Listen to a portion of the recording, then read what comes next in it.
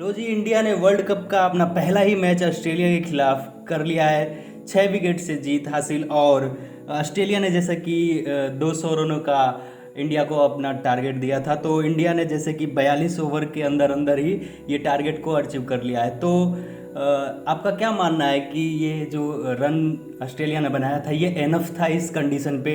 और जो इंडिया ने ये चेज किया है, पहले तो जैसा कि शुरुआत में जानते हैं कि ये जो 3 विकेट अर्ली 2 ओवर के अंदर अंदर ही आ गए थे, तो क्या मानना है कि ऑस्ट्रेलिया ने कहाँ पे गलती कर दी?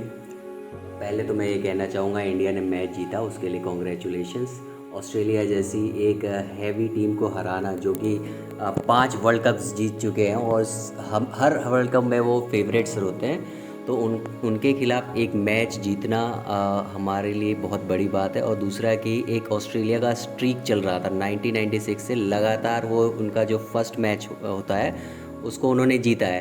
तो एट द एंड इंडिया ने ये वाला स्ट्रीक भी ख़त्म कर दिया। इस बार ऑस्ट्रेलिया को उनके ओपनिंग मैच में उन्होंने हरा दिया, तो 2 पॉइंट्स हमको मिल गए हैं। और ऑस्ट्रेलिया के खिलाफ जीतना हमारे टीम के मनोबल को बहुत अच्छी तरीके से बूस्ट अप करेगा। और दूसरी चीज़ यह है कि किस कंडीशन में इंडिया ने वो मैच जीता है।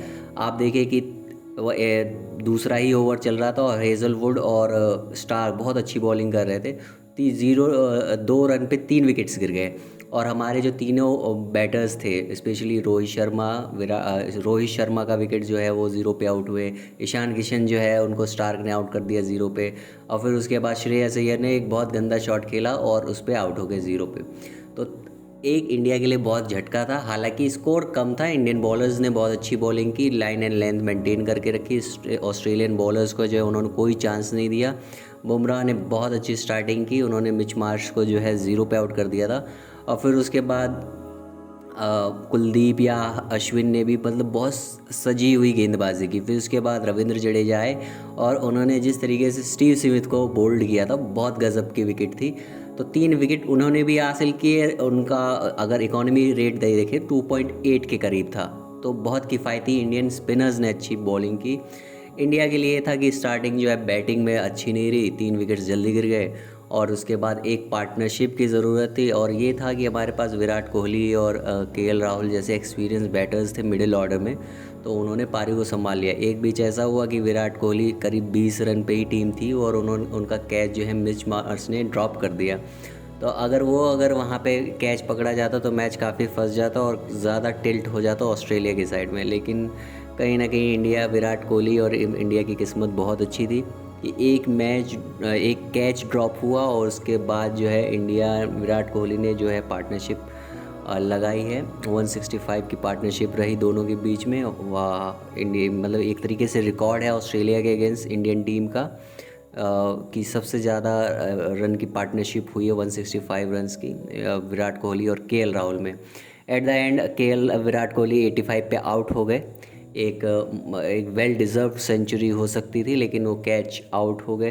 लेकिन कोई बात नहीं, उसके बाद केएल राहुल ने भी जो है 97 रन की पार्टनरशिप की थी, 91 पे थे, फिर वो छक्का लगा। उनके बाद उनके एक्सप्रेशंस आप देखिए, बहुत वो ऐसा शॉक्ड देखिए, वो छक्का चला गया। उनकी कैलकुलेशन थी कि एक चौका जाएगा, उसके बाद वो छक्का जाएगा। और पोस्ट प्रेजेंटेशन के बाद भी अगर आपने सुना होगा तो केएल राहुल कह रहे थे कि 3 विकेट्स जल्दी गिर गई थी और पूरे 50 ओवर तक मैंने करीब विकेट कीपिंग की थी। मैं सोच रहा था कि एक शावर लूँ अच्छा, और उसके बाद कम से कम रेस्ट करूँगा, आधे घंटे बाद जाके बैटिंग वगैरह आएगी तो करूँगा। लेकिन एकदम से 3 विकेट गिर गई तो उन्हें बिल्कुल भी टाइम नहीं मिला, और एक बहुत बड़ा दिन रहा उनके लिए। तो ओवरऑल इंडिया ने बहुत अच्छी बैटिंग की और मतलब मैच जीता, प्रेशर में नहीं। हार्दिक पांड्या ने भी थोड़े बहुत गेंद खेले तो उसमें वो बिल्कुल कॉन्फिडेंट नज़र आए। हालांकि बहुत ज़्यादा रन नहीं रह चुके थे, तो ये चीज़ था, इंडिया ने अच्छा किया। जैसा कि आप जानते हैं कि इंडिया ने 2 पॉइंट्स अपने नाम कर लिया है पॉइंट्स टेबल में। तो वैसे इंडिया का कॉन्फिडेंस काफ़ी बूस्ट हुआ होगा अगले मैच के लिए। जैसे कि आपको पता है कि 11 तारीख को अफ़गानिस्तान के खिलाफ इंडिया का मैच है। तो इंडिया अपना आगे का प्लानिंग क्या करके करके जाएगा, खास तौर से जो रोहित शर्मा हैं, ठीक है? तो रोहित शर्मा को थोड़ा स्टार्टिंग में सही से खेलना चाहिए था, थोड़ा बॉल को इनको देखना चाहिए था कि हाँ, जज करना चाहिए था कि कैसे आ रही है बॉल। तो रोहित शर्मा को आगे का क्या प्लान बनाना चाहिए? देखिए, पहला ही मैच था और हमें बहुत ज़्यादा जज नहीं करना चाहिए। कि किसी प्लेयर को इन्होंने देखिए पास में रोहित शर्मा ने भी बहुत अच्छे रन्स मारे हैं। 2019 का वर्ल्ड कप तो सबको याद है, 5 शतक उन्होंने लगाए उस टूर्नामेंट में। तो एक मैच के बेसिस पे हमें जज करने की कोई ज़रूरत नहीं है। हो जाता है कभी कभी विकेट्स जो है और बैट्समैन जो तैयार नहीं रहता, कंडीशंस बॉलर के फेवर में भी चली जाती हैं। बट ये है कि जो 2 रन पे हम 3 विकेट थे, तो इस सिचुएशन में क्या है कि अब हमारी टीम जो है वेल प्रिपेयर्ड रहेगी आने वाले टाइम में भी। जैसे कि लास्ट वर्ल्ड कप में 5 रन पे 3 विकेट हमने न्यूजीलैंड के अगेंस्ट जब खो दिए थे, तो उससे फिर हम निकल ही नहीं पाए। एट द एंड चलो ठीक है, जडेजा और धोनी ने पार्टनरशिप की थी, एंड तक लेकर गए थे, रन आउट हो गए। लेकिन अब यहाँ पे ये है कि हमारा जो मिडिल ऑर्डर है वो टेस्ट हो गया है, उसको अपॉर्चुनिटी मिल गई है काफ़ी। जैसे केएल राहुल को भी मौका मिला बैटिंग करने के लिए, हार्दिक पांड्या को भी मौका मिला। तो इस तरीके से मौके मिले हैं, उस सिचुएशन से भी हम निकल कर आए हैं। तो आने वाले टाइम में अब इससे ज़्यादा क्या आप टफ़ कंडीशंस कह सकते हो। ये तो बहुत ज़्यादा टफ़ था, बहुत ज़्यादा टफ़ सिचुएशन में थे हम, और वहाँ से हम मैच में निकले हैं, जीते हैं, 2 पॉइंट्स हमारे को मिले हैं। तो अफ़गानिस्तान की भी टीम देखिए कि हालांकि अफ़गानिस्तान ने बहुत अच्छा तो नहीं किया वर्ल्ड कप में। 2015 से वो लगातार खेल रहे हैं, लेकिन उन्होंने बहुत अच्छा नहीं किया। कई मर्तबा जो है वो मतलब एक मुझे लगता है 2019 में इंडिया के ख़िलाफ़ उनका मैच जो है कांटे का रहा, नहीं तो उन्होंने बहुत अच्छी परफॉर्मेंसेस नहीं दी हैं आईसीसी टूर्नामेंट्स में। और इंडिया के लिए मुझे लगता है कि अफ़गानिस्तान को चैलेंज करना बहुत कठिन नहीं रहेगा, मतलब अफ़गानिस्तान को हराना बहुत कठिन नहीं रहेगा। बाकी इंडिया के लिए देखिए 2 पॉइंट्स हम अगर अफ़गानिस्तान और नीदरलैंड से लें तो 6 पॉइंट्स हमारे यहाँ होते हैं। उसके बाद देखिए पाकिस्तान है और न्यूजीलैंड, साउथ अफ्रीका, ये टीम से बहुत अच्छा खेल रही है, तो इनको हराना आसान नहीं होगा। इंग्लैंड जो है वर्ल्ड चैम्पियंस हैं, उनको हमें एक मैच से आंकना जो है गलत रहेगा। तो मैचेस आप देखिए वर्ल्ड कप, क्योंकि इस बार सारी टीम्स बहुत मजबूत है, एक एक पॉइंट जो है 2-2 पॉइंट जो हैं वो बहुत इंपॉर्टेंट रहेंगे, एक एक मैच जीतना बहुत इंपॉर्टेंट रहेगा। ओवरऑल आप देखिए कि इंडियन 9 ओवर्स में जीत गई है, तो पॉइंट्स टेबल में जो रन रेट भी है वो भी काफ़ी अच्छा मेंटेन रहेगा। बट मैं ये कहूँगा कि इंडिया को पेशेंस बनाना चाहिए और अपने पूरे मेहनत से एक एक मैच जो है लेकर चलना चाहिए। अच्छा, चलिए जी, बात कर लेते थोड़ा ये जो ईशान किशन जो आए थे रोहित जी के साथ हुई ओपनिंग करने के लिए। तो जैसे कि ईशान नंबर खास तौर से आते हैं 5 नंबर या 6 नंबर पे आते हैं बल्लेबाजी करने के लिए। तो आज इनको पहले नंबर पे ओपनिंग करवाया गया, तो इनको थोड़ा टाइम लेना चाहिए था। और दूसरा क्वेश्चन ये है कि जैसे कि ये जो ऑस्ट्रेलिया की ये जो मिडिल ओवर में जो जैम्पा को बहुत लेट में लेके आए, 20वें ओवर में किया, 19वें ओवर में लेके आए, ठीक है। तो क्या ये ऑस्ट्रेलिया की क्या प्लानिंग थी इंडिया के खिलाफ, क्योंकि ये जानते थे कि यहाँ पे स्पिन कंडीशन है, तो थोड़ा जैम्पा को पहले ला सकते क्या। देखिए आप ईशान किशन की बात की, मैंने फिर से कहूँगा कि हमें पहले मैच से ही ज़्यादा जज नहीं करना चाहिए प्लेयर्स को। और हालांकि ईशान किशन आप देखिए कि वो ज़्यादा मैच खेल भी नहीं पाएंगे। मुझे लगता है एक अफ़गानिस्तान के खिलाफ अगर जो नेक्स्ट मैच होगा उसमें वो शायद उनको एक मौका और मिले, क्योंकि फिर उसके बाद शुभमन गिल वापसी करेंगे। बट मुझे लगता है कि अगेन जस्ट मैं कहूँगा कि हमें एक मैच से जज नहीं करना चाहिए।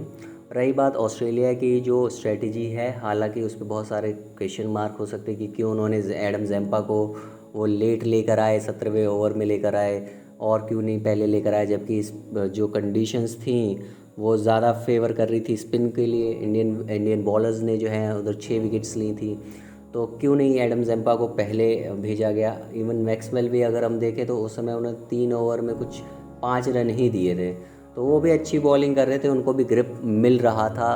तो ये एक स्ट्रेटजी जो है कमिंस की मुझे समझ में नहीं आई।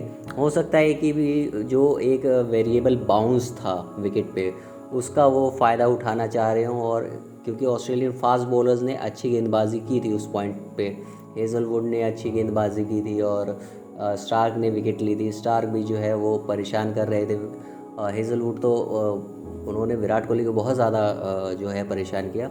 But in the mean while अगर हम देखें तो जो केएल राहुल ने जो इनिंग्स खेली है, पेश किया, अगर आप एक भी पॉइंट देखोगे जितनी भी उन्होंने गेंद खेली, करीब 115 गेंद आज उन्होंने मैच में खेली है, एक भी पॉइंट पे ऐसा नहीं लगा कि जो है ऑस्ट्रेलियन बॉलर्स जो है उनको तंग कर पाए हों। बहुत अच्छी उन्होंने बहुत फ्लुएंट इनिंग खेली, और एक कह सकते हैं कि अब हम ये बात को लिए श्योर हैं कि अगर इस तरीके की कोई सिचुएशन आगे फंसेगी तो हमारे पास बहुत एक्सपीरियंस बैट्समैन हैं जो कि हमें उस सिचुएशन से निकाल सकते हैं। एक प्रॉब्लम अभी भी मुझे लगता है कि हमें जो है अपनी बैटिंग जो है टेल पे उसको थोड़ा सा काम करने की ज़रूरत है, क्योंकि हो सकता है कि हर बार इस तरीके की लंबी पार्टनरशिप्स ना हो। तो लेकिन अगर इस तरीके से विकेट्स गिर जाएं तो हमारे पास एक लोअर ऑर्डर में अच्छा होना चाहिए। चलिए आज भी हमारे पास ऐसा नहीं था कि कोई बुरा बैक में था। इनफैक्ट अगर आप देखें कि 200 रन जैसे थे तो बहुत बड़ा स्कोर नहीं था, तो कुलदीप भी इधर कुछ ना कुछ जो है कर सकते थे, या 10-15 बॉल या 20 बॉल तक तो खेल सकते थे, हालांकि उतने हिट नहीं लगाते, लेकिन हो सकता है। लेकिन आने वाले टाइम में भी आप देखिए सिचुएशंस जैसे बदलेंगे तो हो सकता है शार्दुल ठाकुर को भी टीम में जगह मिले, तो शार्दुल ठाकुर भी कुछ वहाँ पे हिटिंग कर सकते हैं, तो 9 नंबर तक तो हम फिक्स कर सकते हैं।